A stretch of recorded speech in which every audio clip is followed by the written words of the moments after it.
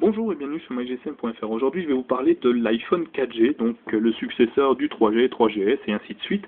Donc, je vous ai pris deux téléphones, donc le 4G sur ma droite, le 3G sur ma gauche. Donc, pour vous montrer à peu près les différences. Donc, en termes de taille, on a un produit sensiblement identique. Vous voyez, la taille d'écran est le même. En termes d'encombrement, donc c'est vraiment la même chose. L'écran est la même chose.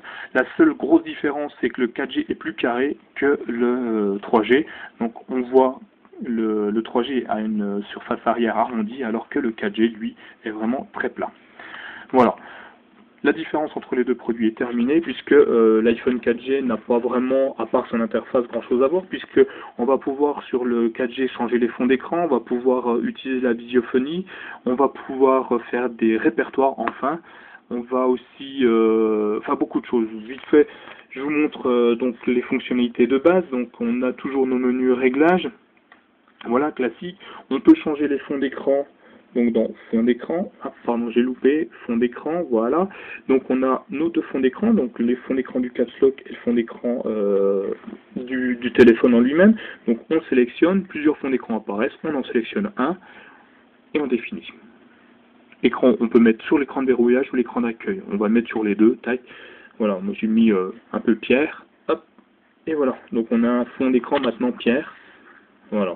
Plus joli, moins joli. Donc vous pouvez mettre aussi une photo, donc ça c'est sympa par contre. Ensuite, on peut créer des sous-répertoires, des répertoires, donc comme il y a dans utilitaire, là je sais pas si on voit bien, dans utilitaire, ce qui nous permet de stocker, vous voyez, là on a mis horloge, calculette, boussole, dictaphone, mais on peut faire ça très facilement avec n'importe quel téléphone. Donc pour faire un répertoire, alors on appuie longtemps, on reste appuyé jusqu'à ce que l'icône bouge, et on glisse l'icône sur le second icône où on va créer son répertoire. Voilà. Donc on change le nom si on le souhaite. On va l'appeler test. Tac. Et on termine. Et voilà, tout simplement. Donc là, on vient de créer un sous-répertoire qui s'appelle test, qui est juste là. On peut changer le nom sans aucun problème. On peut le supprimer. Donc pour enlever ça, on prend, on glisse. Et voilà, on a enlevé un, pas encore un. Tac, on sort, on glisse, tac. Le sous-répertoire test a disparu. Voilà, très simplement. Qu'est-ce qu'on a d'autre? Donc les fonds d'écran on a vu, la visiophonie, la webcam, pardon. Donc c'est très simple.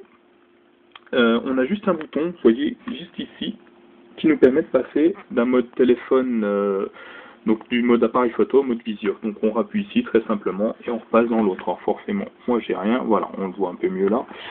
Donc très simple, on passe en mode visio. Donc le capteur photo 5 millions de pixels, on a un flash, donc ça change un petit peu, un autofocus, un stabilisateur d'image.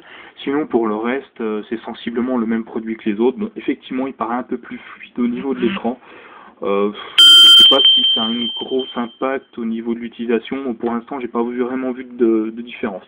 On peut aussi constater en bas, je sais pas si vous le voyez bien, parce que là je suis pas avec une caméra, mais avec un téléphone, un dock en dessous avec un effet de reflet.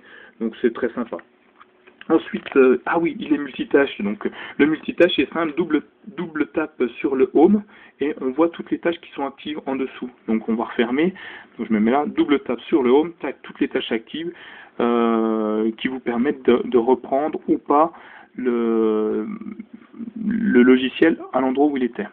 Donc c'est très simple. Donc on peut fermer.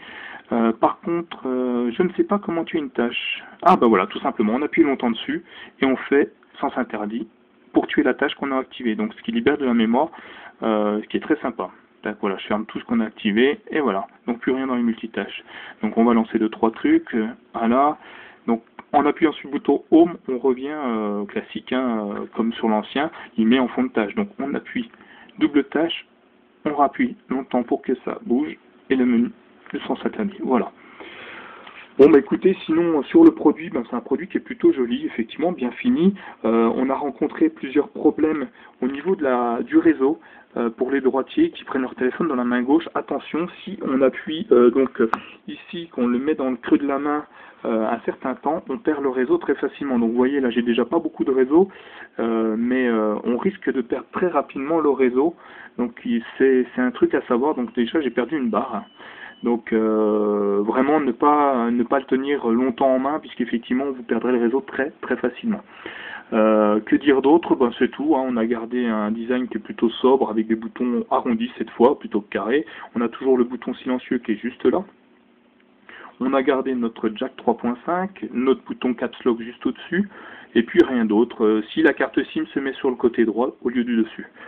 On garde notre connectique et nos deux enceintes stéréo pour l'iPhone. Voilà, je crois que j'ai fait rapidement le tour de l'iPhone, mais les tests vidéo de l'iPhone, vous en verrez énormément. Donc moi, je suis passé sur les fonctionnalités qui me semblent les plus importantes. Donc à vous de faire votre choix, iPhone 3G, Android, Nokia, Ovi, peu importe.